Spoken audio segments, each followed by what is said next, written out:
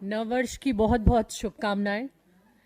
लेकिन ये शुभकामनाएं अधूरी हैं और जिस देश में बेटियों को पूजा जाता है, जिस देश में महिलाओं को पूजा जाता है, दुर्गा, काली, सरस्वती हम पूजा करते हैं, उस देश में जब महिलाओं के साथ, जब बच्चियों के साथ ऐसे अपराध, ऐसे जघन्य अपराध होते हैं, तो उस देश का नया साल शुभ कैसे हो सकता है। मैं कुछ पंक्तियों के साथ अपनी बात शुरू करूंगी आपसे कि लुट रही है बेटियों की आबरू भरे बाजार। कहां गए जो कहते थे मैं भी चौकीदार, कहां गए। हर किसी ने लिख डाला था मैं भी चौकीदार, मैं भी चौकीदार, मैं भी चौकीदार। लेकिन वो चौकीदार आज देखिए, ये वही सब होंगे जिन्होंने लिखा था कि मैं भी चौकीदार। तो ये कुणाल पांडे चौकीदार, सक्षम पटेल चौकीदार, आनंद उर्फ अभिषेक चौहान चौकीदार। और कैसे चौकीदार? बीजेपी के पोस्ट होल्डर्स चौकीदार। एक पर कुणाल पांडे महानगर संयोजक, सक्षम पटेल महानगर सह संयोजक, उसके बाद तीसरे ये भी पार्टी में पदाधिकारी, बीजेपी आईटी सेल वाराणसी महानगर कार्य समिति सदस्य। तो ऐसे ऐसे चौकीदार भाजपा ने इकट्ठे किए। अब हम इन चौकीदारों से देश की बेटियों की आबरू बचाने की उम्मीद कर रहे हैं। कौन से चौकीदार? सबसे पहले तो गंगा मां ने बुलाया हूं, गंगा मां ने मुझे बुलाया है।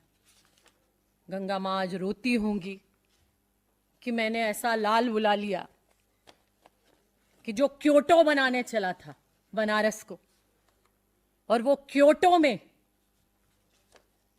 देश की बेटियों के साथ क्या हो रहा है। प्रधानमंत्री जी, आपका संसदीय क्षेत्र, जहां के आप जनप्रतिनिधि हैं, आप लोगों को सलाह देते हैं कि देश बेटियों के बिना आगे नहीं बढ़ सकता, देश महिलाओं की भागीदारी के बिना आगे नहीं बढ़ सकता। लेकिन देश की बेटियों की आबरू लूट रही है। और लूटने वाले कौन? जो कहते थे मैं भी चौकीदार, वो है देश की बेटियों की आबरू लूटने वाले। आपकी पार्टी में अमित शाह जी, गृह मंत्री जी, कहते थे उत्तर प्रदेश में दूरबीन लेकर भी अपराधी ढूंढने से नहीं मिलेगा। लेकिन दूरबीन की जरूरत क्या है जब अपराधियों को आप अपने बगल में लेके बैठे हो? दूरबीनों की आपको जरूरत कहां पड़ेगी जब बृजभूषण शरण सिंह जैसे लोग संसद में बैठते हैं और देश की बेटियां जो देश का मान बढ़ाती हैं वो सड़कों पे घसीटी जाती। जरूरत क्या पड़ेगी दूरबीन की आपको जब आप ही के दिन रात गालियां देने वाले लोग महिलाओं को, उन्हें आप लोग फॉलो करते हैं ट्विटर पे, उन्हें आप लोग सोशल मीडिया पर फॉलो करते हैं और बड़े गर्व के साथ फॉलो करते हैं, जो देश की बेटियों को, महिलाओं को गालियां दे रहे हैं, जो देश की बेटियों को ना जाने क्या क्या शब्द लिखते हैं, ना जाने क्या क्या कहते हैं। हम ऐसे शब्द अपने मुंह से निकाल भी नहीं सकते जिन शब्दों से वो देश की बेटियों को खुलेआम संबोधित करते हैं। और जब कांग्रेस की महिला नेता या कोई नेत्री आकर आवाज उठाती है और कहती है, तो आप हमारे ट्विटर हैंडल खोलकर देखिए हम लोगों को कितनी गालियां ये लोग देते हैं। हमारे ट्विटर हैंडल्स पर आके कहते हैं। क्यों? क्योंकि ये अपने भाजपा की महिलाओं की तो जबान बंद कर चुके हैं, लेकिन कांग्रेस की महिलाओं को भी गालियां देकर जबान बंद कर देना चाहते हैं। इनकी महिला नेता नहीं बोलेंगी, वो संसद में न जाने क्या क्या ड्रामे करेंगी, 40-40 साल पुराने किस्से निकालेंगी, लेकिन बनारस पर नहीं बोलेंगी, लेकिन हाथरस पे नहीं बोलेंगी, उत्तराखंड पे नहीं बोलेंगी, छत्तीसगढ़ पर नहीं बोलेंगी, उन्नाव पर नहीं बोलेंगी, वो किसी चीज पर नहीं बोलेंगी, वो हथनी पर बोलेंगी, वो हथनी पर बोलेंगी, लेकिन वो देश की बच्चियों पर नहीं बोलेंगी।